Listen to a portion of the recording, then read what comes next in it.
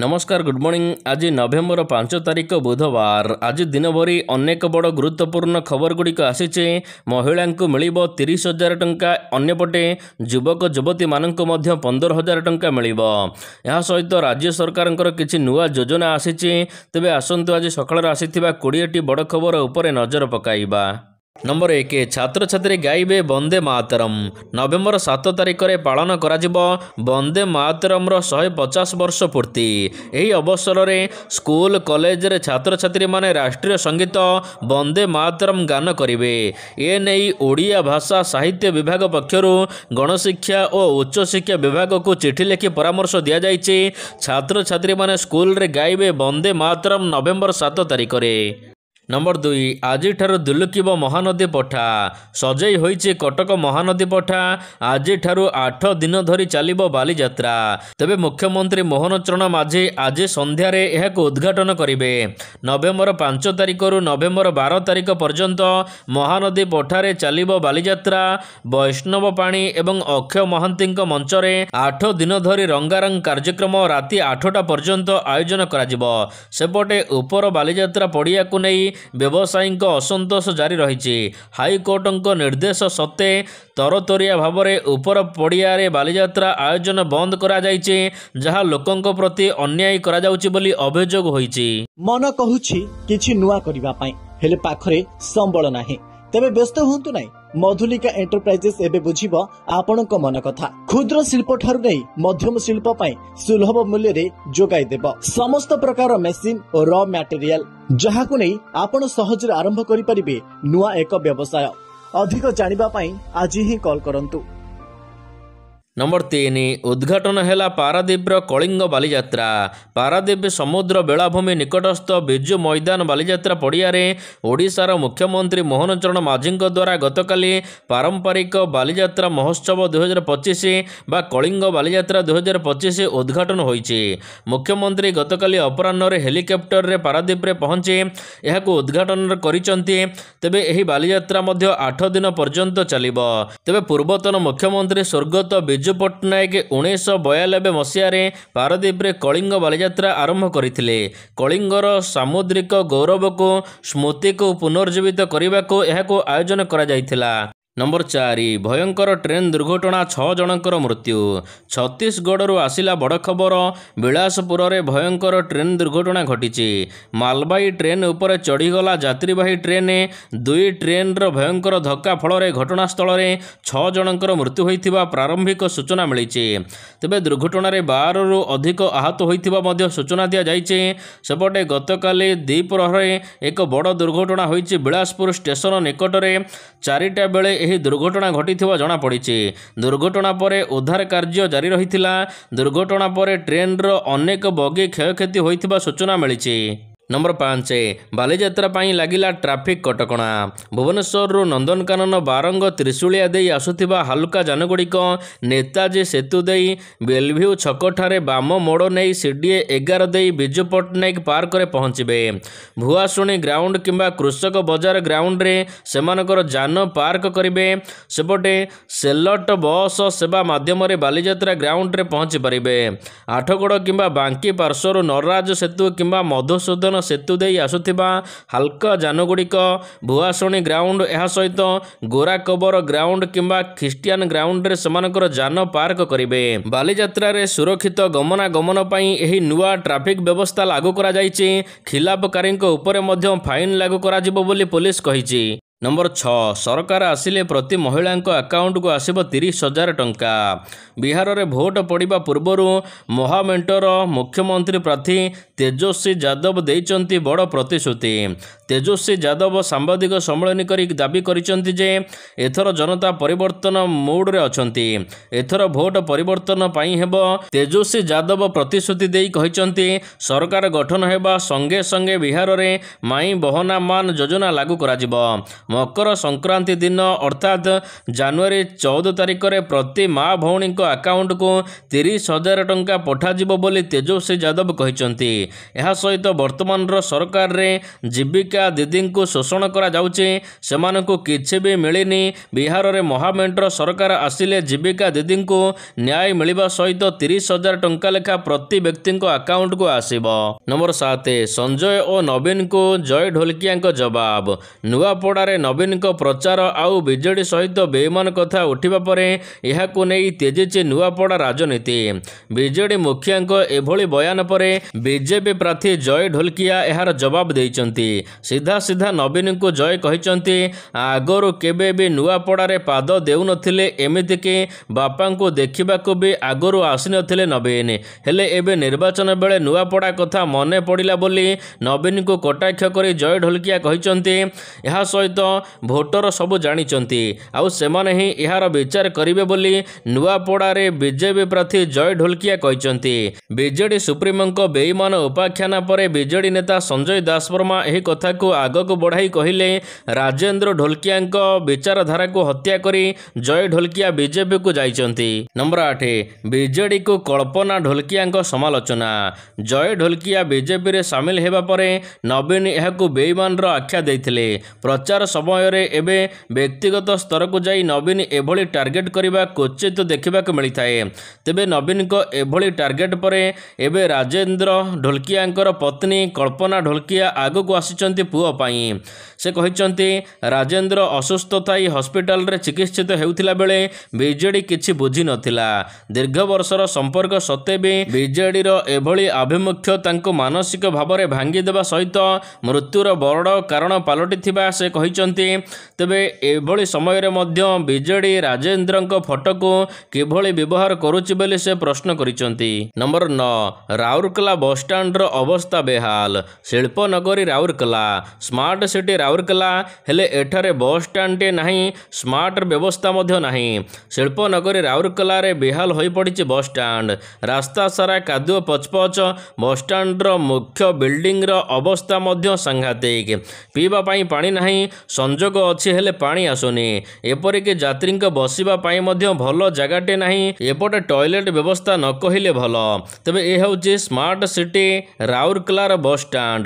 ପ୍ରତ୍ୟେକ ଦିନ ଜିଲ୍ଲା ତଥା ଜିଲ୍ଲା ବାହାରୁ ଏପରିକି ଝାଡ଼ଖଣ୍ଡ ଏବଂ ବିହାର ଭଳି ରାଜ୍ୟରୁ ମଧ୍ୟ ଏଠାକୁ ହଜାର ହଜାର ଯାତ୍ରୀ ଗମନାଗମନ କରୁଛନ୍ତି। ମାତ୍ର ଏ ହେଉଛି ଓଡ଼ିଶାର ରାଉରକେଲା ବସ୍ଷ୍ଟାଣ୍ଡର ଚିତ୍ର। ନମ୍ବର 10 45,000 ଶିକ୍ଷକ ନିଯୁକ୍ତି ପାଇଁ ହୋଇଥିଲା ଘୋଷଣା। କେବେ ଆସିବ ସରକାରୀ ନିର୍ଦ୍ଦେଶନାମା? ଏ ନେଇ ଶିକ୍ଷକ ସଂଘ ଦେଲା ଚେତାବନୀ। ମୁଖ୍ୟମନ୍ତ୍ରୀ ପ୍ରାଥମିକ ଶିକ୍ଷା ବ୍ୟବସ୍ଥାରୁ ଯୋଜନା ଭିତ୍ତିକ ପ୍ରାର୍ଥୀକୁ ଉଚ୍ଛେଦ କରି ସମସ୍ତ ଯୋଜନା ଭିତ୍ତିକ ମାନଙ୍କୁ ନିୟମିତ କରିବାକୁ ଘୋଷଣା କରିଥିଲେ। ଏହା ସହିତ 45,000 ଶିକ୍ଷକ ନିଯୁକ୍ତି କରିବାକୁ ଯାଉଛନ୍ତି ବୋଲି ଗଣମାଧ୍ୟମରେ ଘୋଷଣା କରିଥିଲେ। ତେବେ ଏ ଘୋଷଣା 2025 ଅଗଷ୍ଟ 22ରେ ହୋଇଥିଲା। ତେବେ ଇତିମଧ୍ୟରେ 2ରୁ 2.5 ମାସ ବିତି ଯାଇଥିଲେ ମଧ୍ୟ ସରକାର ଏହାକୁ କାର୍ଯ୍ୟକାରୀ କରିବାକୁ ଇଚ୍ଛା ଦେଖାଇ ନାହାନ୍ତି, ଯାହାକି ପ୍ରଶାସନର ଉଦାସୀନତା ସୂଚାଉଛି। ମାନ୍ୟବର ମୁଖ୍ୟମନ୍ତ୍ରୀଙ୍କ ଘୋଷଣା ପରେ ସରକାରୀ ନିର୍ଦ୍ଦେଶ ନ ଆସିବା ବ୍ୟକ୍ତିଗତ ଦୁର୍ଭାଗ୍ୟଜନକ ବୋଲି ଓଡ଼ିଶା କନିଷ୍ଠ ଶିକ୍ଷକ ସଂଘ ଅଭିଯୋଗ କରିଛି। କେଉଁ ବିଭାଗରେ ଏବଂ କିଏ ଏହାକୁ ବିଳମ୍ବ କରୁଛି, ଏହାକୁ ନେଇ ପ୍ରଶ୍ନ ଉଠାଇଛନ୍ତି। ନମ୍ବର 11 ହାଇକୋର୍ଟଙ୍କ ରାୟକୁ ଖାରଜ କଲେ ସୁପ୍ରିମକୋର୍ଟ। ସୁପ୍ରିମକୋର୍ଟ ଜଣେ ସମବାୟ ବ୍ୟାଙ୍କ କର୍ମଚାରୀଙ୍କ ବର୍ଦ୍ଧିତ ସେବାକୁ ଅସ୍ୱୀକାର କରି ହାଇକୋର୍ଟର ଆଦେଶକୁ ଖାରଜ କରିଛନ୍ତି। କୋର୍ଟ କହିଛନ୍ତି ଯେ ବର୍ତ୍ତମାନକାଳୀନ ନିର୍ଦ୍ଦେଶନାମା ମାଧ୍ୟମରେ ଅବସର ପରେ ସେବା ବୃଦ୍ଧି ସାର୍ବଜନୀନ ନୀତି ବିପରୀତ। ସୁପ୍ରିମକୋର୍ଟ ସମ୍ପ୍ରତି ପଞ୍ଜାବ ଏବଂ ହରିୟାଣା ହାଇକୋର୍ଟର ଏକ ଆଦେଶକୁ ଖାରଜ କରି ଦେଇଛନ୍ତି, ଯେଉଁଥିରେ ଜଣେ ସମବାୟ ବ୍ୟାଙ୍କ କର୍ମଚାରୀଙ୍କୁ 58 ବର୍ଷ ବୟସ ପରେ ମଧ୍ୟ ପଦବୀରେ ରହିବାକୁ ଅନୁମତି ଦିଆଯାଇଥିଲା, କିନ୍ତୁ ଏହାକୁ ସୁପ୍ରିମକୋର୍ଟ ଖାରଜ କରିଛନ୍ତି। ନମ୍ବର 12 ଭଉଣୀକୁ ଦୁଷ୍କର୍ମ କରି ଭାଇ ଗିରଫ। ନାବାଳିକା ଭଉଣୀକୁ ଦୁଷ୍କର୍ମ ଅଭିଯୋଗରେ ବଡ଼ବାପା ପୁଅ ଗିରଫ ହୋଇଛି। ଛେଣ୍ଡିପଦା ଥାନା ଅଞ୍ଚଳରେ ଘଟିଛି ଏଭଳି ଲଜ୍ଜାଜନକ ଘଟଣା। ଛେଣ୍ଡିପଦା ଥାନା ଅଞ୍ଚଳର ଜଣେ ନାବାଳିକା ଘରେ ଏକୁଟିଆ ଥିବାବେଳେ ତାଙ୍କ ବଡ଼ବାପା ପୁଅ ଭାଇ ତାଙ୍କୁ ଦୁଷ୍କର୍ମ କରିଥିବା ଅଭିଯୋଗ ହୋଇଛି। ତେବେ ଘଟଣା ଜଣାପଡ଼ିବା ପରେ ଏନେଇ ନାବାଳିକା ଜଣକ ଛେଣ୍ଡିପଦା ଥାନାରେ ଅଭିଯୋଗ କରିଥିଲେ। ଅଭିଯୋଗ ପରେ ପୋଲିସ ବିଳମ୍ବିତ ରାତିରେ ନାବାଳିକାଙ୍କ ଭାଇ ପପୁନ ନାୟକଙ୍କୁ ଗିରଫ କରିଛି ଏବଂ ଗିରଫ ପରେ ବିଏନ୍ଏସ୍ ଆକ୍ଟ ଅନୁସାରେ 180ରେ ନାବାଳିକାଙ୍କ ବୟାନ ରେକର୍ଡ କରାଯିବା ସହିତ ଗିରଫ ହୋଇଥିବା ଭାଇକୁ ଜେଲ୍ ପଠାଇଛି ପୋଲିସ। ନମ୍ବର 13 ପାରାଦୀପକୁ ନେଇ ମୁଖ୍ୟମନ୍ତ୍ରୀଙ୍କ ବଡ଼ ଘୋଷଣା। ଜଗତସିଂହପୁର ପାରାଦୀପଠାରେ ଆୟୋଜିତ କଳିଙ୍ଗ ବାଲିଯାତ୍ରାର ଉଦ୍ଘାଟନୀ ଉତ୍ସବରେ ମୁଖ୍ୟମନ୍ତ୍ରୀ ଯୋଗଦେବା ସହିତ ଏକ ବଡ଼ ଘୋଷଣା କରିଛନ୍ତି। ପାରାଦୀପକୁ କିପରି ସମୃଦ୍ଧ କରାଯାଇପାରିବ ଏଥିପାଇଁ ମୁଖ୍ୟମନ୍ତ୍ରୀ ପାରାଦୀପକୁ ଗ୍ରୀନ୍ ହାଇଡ୍ରୋଜେନ ହବ୍ କରାଯିବ ବୋଲି ଘୋଷଣା କରିଛନ୍ତି। ଏହା ସହିତ ସେ କହିଥିଲେ ଯେ ପାରାଦୀପକୁ ପର୍ଯ୍ୟଟନର କେନ୍ଦ୍ରସ୍ଥଳୀ କରିବାକୁ ମଙ୍ଗଳା ନଦୀଠାରେ କ୍ରୁଜ୍ ଟର୍ମିନାଲ ନିର୍ମାଣ କରାଯିବ। ରାଜ୍ୟ ସରକାର ଏଥିପାଇଁ 500 କୋଟି ଟଙ୍କା ଅର୍ଥ ବ୍ୟବସ୍ଥା କରିଛନ୍ତି। ପାରାଦୀପ ସହରରେ ଖୁବ୍ ଶୀଘ୍ର ଏୟାରପୋର୍ଟ ହେବ ଏବଂ ଏବେ ପାରାଦୀପ କେବଳ ଜଳପଥ ଏବଂ ସ୍ଥଳପଥ ନୁହେଁ ଆକାଶପଥ ସହିତ ମଧ୍ୟ ସଂଯୋଗ କରିପାରିବ ବୋଲି ମୁଖ୍ୟମନ୍ତ୍ରୀ କହିଛନ୍ତି। ନମ୍ବର 14 ଭୁବନେଶ୍ୱରରେ ଆୟୋଜିତ ହେବାକୁ ଯାଉଛି ରୋଡ଼ କଂଗ୍ରେସ। 10 ବର୍ଷ ପରେ ଓଡ଼ିଶାକୁ ଫେରିଛି ଇଣ୍ଡିଆନ୍ ରୋଡ଼ କଂଗ୍ରେସ।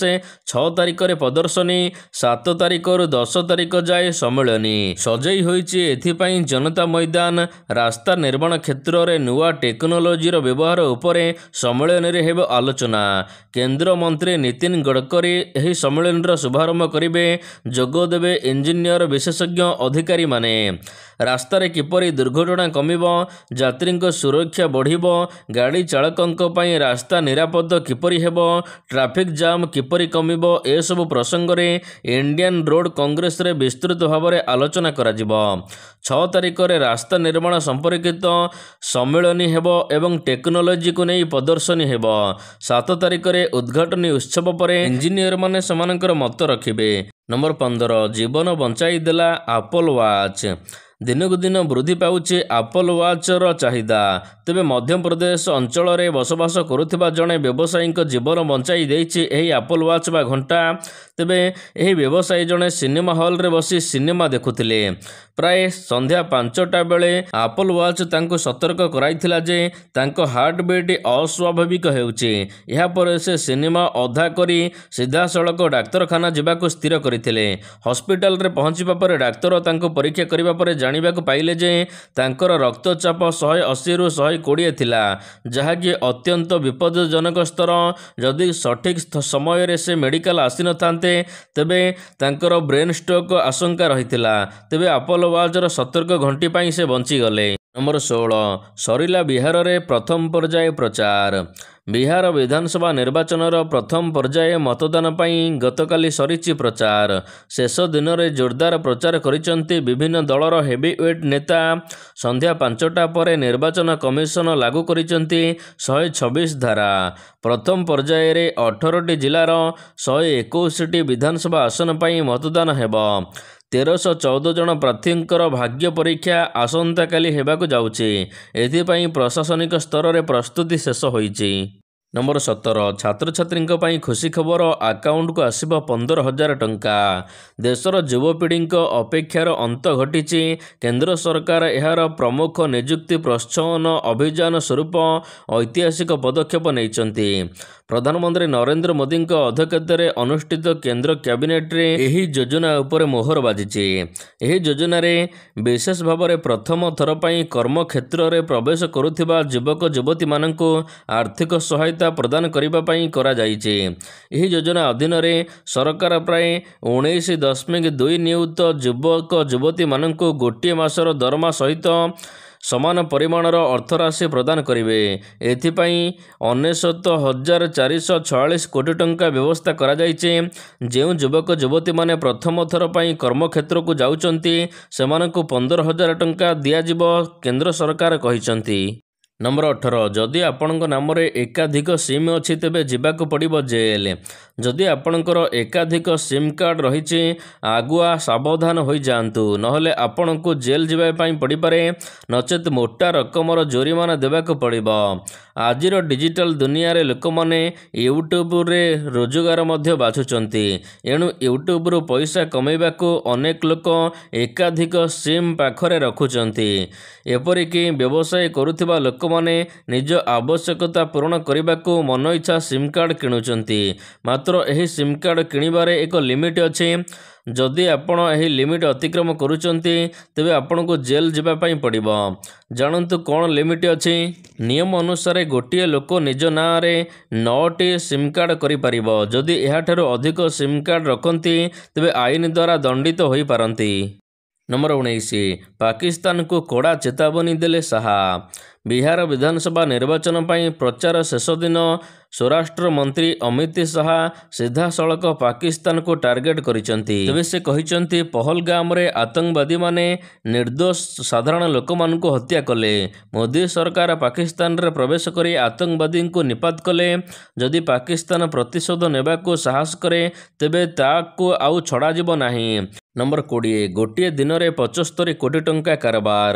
ଭାରତର ଡିଜିଟାଲ ଅର୍ଥନୀତିର ପରିମାଣ ବଢ଼ିବାରେ ଲାଗିଛି। ତେବେ national payments corporation of India ବା NPCIର ତଥ୍ୟ ଅନୁସାରେ 2025 ଅକ୍ଟୋବରରେ ପେମେଣ୍ଟର ସର୍ବକାଳୀନ ରେକର୍ଡ ଆସିଛି। ଅକ୍ଟୋବରରେ ମୋଟ 20.7 ବିଲିୟନ ଟ୍ରାଞ୍ଜାକ୍ସନ୍ କରାଯାଇଛି, ଯାହା ପୂର୍ବର ରେକର୍ଡକୁ ଭାଙ୍ଗି ଦେଇଛି। ତେବେ ଏହି କାରବାରର ମୋଟ ମୂଲ୍ୟ ହେଉଛି 27.28 ଲକ୍ଷ କୋଟି ଟଙ୍କା। ଯଦି କଥା ହେବା ଗୋଟିଏ ଦିନରେ ଦଶହରା ଏବଂ ଦୀପାବଳି, ଏହି ଗୋଟିଏ ଦିନରେ ସର୍ବାଧିକ 750 ମିଲିୟନ ବା 75 କୋଟି ଟଙ୍କା UPI ଟ୍ରାଞ୍ଜାକ୍ସନ୍ କରିଛନ୍ତି ଭାରତୀୟ ଲୋକେ। ନମ୍ବର 21 ଏସିଆ କପ୍ ବିବାଦ। ହାରିସ୍ ରୌଫ ଏହା ସହିତ ସୂର୍ଯ୍ୟକୁମାର ଯାଦବଙ୍କ ଉପରେ ଲାଗିଲା ଦଣ୍ଡ। ଚଳିତ ଏସିଆ କପ୍ରେ ଭାରତ ଏବଂ ପାକିସ୍ତାନ ମ୍ୟାଚ୍ ସମୟରେ ଉତ୍ତେଜନାପୂର୍ଣ୍ଣ ଆଚରଣ ଯୋଗୁଁ ICC ଏବେ କଠୋର କାର୍ଯ୍ୟାନୁଷ୍ଠାନ ନେଇଛି। ପାକିସ୍ତାନର ଦ୍ରୁତ ବୋଲର ହାରିସ୍ ରୌଫଙ୍କୁ 2ଟି ମ୍ୟାଚ୍ ପାଇଁ ବାସନ୍ଦ କରାଯାଇଥିବା ବେଳେ ଭାରତୀୟ ଅଧିନାୟକ ସୂର୍ଯ୍ୟକୁମାର ଯାଦବଙ୍କ ଉପରେ ଜୋରିମାନା ଲଗାଯାଇଛି।